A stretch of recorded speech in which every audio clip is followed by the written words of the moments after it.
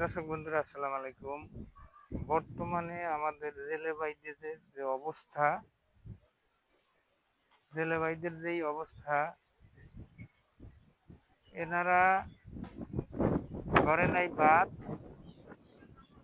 বাত, রেলেবাইদেরা খুব অসহায়।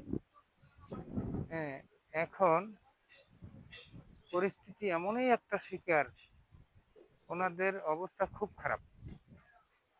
তো বরগুনা জেলা তালতলী থানা সোনাকাটা ইউনিয়ন, আপনারা দেখতে পাচ্ছেন এই যে পরিস্থিতিটা দেখেন, সবাই মিলিয়া আমরা এই সোনাকাটা ইউনিয়নে আসছি। এখন আমাদের দক্ষিণাঞ্চলের যেই অবস্থা হইতেছে, এমনকি মেশিনের কাজে আইসাও সারাদিন কাজ কইরা কোনো টাকা দিতে পারতেছে না। কি করবে বেচারা, কোনো উপায় নাই। এখন সরকারি কোনো সহযোগিতা নাই। যারা অরিজিনাল জেলে ভাই, তারা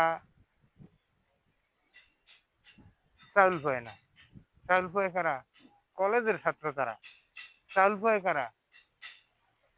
মাদ্রাসার ছাত্র। যারা লেখাপড়ার মাধ্যমে আছে তারা। কিন্তু জেলের যে একটা কষ্ট, এইটা কেউই বুঝে না। কিন্তু ওনারা বাধ্যতামূলক, ওনাদের সাগরে যাইতেই হবে, কোনো উপায় নাই, নাইলে বাদ পাইবে না।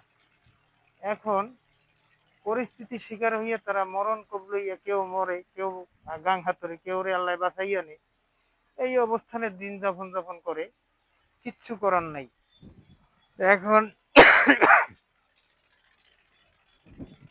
এই যে পরিস্থিতিগুলো দেখতে পাচ্ছেন, এই যে জেলেরা খুব কষ্টে গাড়ে বাঁধতে বই দিচ্ছে, যে না পাওনায় ভরপুর, কেউ পলাইয়ে যায়, কেউ হালাই থুই যায়। এখন ওনারা কোন একটা পরিস্থিতিতে আছে, এক আল্লাহ ছাড়া ওনাদের কোনো অবস্থা নাই। যাই হোক, ভিডিওটা সবাই লাইক কমেন্ট শেয়ার দেবেন, দর্শককে ওনাদের দুঃখ কষ্টটা বোঝার মতো সুযোগ দেবেন। এবং আমাদের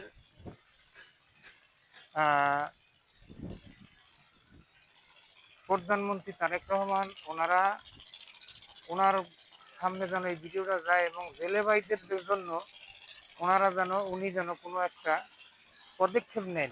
এবং উনি খুব দয়াবান ব্যক্তি, যেহেতু উনি দয়াবান ব্যক্তি এবং ওনার উপরে আল্লাহ সহায় আছে, এর অর্থ হইলেই আল্লাহর রহমতে অনেক জ্বর তুফান মাথায় লইয়াছে। তার বাবা প্রধানমন্ত্রী, তার মা প্রধানমন্ত্রী, সে নিজেও ইনশাল্লাহ প্রধানমন্ত্রী। তো এই জন্য ওনার কাছে যদি ভিডিওটা পড়ে, তা নিশ্চয়ই আমাদের জেলের ভাইদের জন্য যে কোনো একটা পথ উনি খুঁজে দিবে। হ্যাঁ, এবং এই যে কাঠের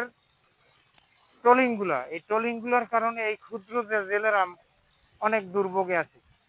যাই হোক, ভিডিওটা অনেক লং হয়ে যাইতেছে। মনের কষ্টের তো আর অভাব নাই, বলতে গেলে 2-4 দিন 2 রাত পুরোই যাবে, কিন্তু এত কথা তো আর পাবলিক শুনবে না। যাই হোক, সবাই মিলে ভিডিওটা লাইক কমেন্ট শেয়ার করবেন। আসসালামু আলাইকুম, শুভ দুপুর সবার জন্য, ধন্যবাদ।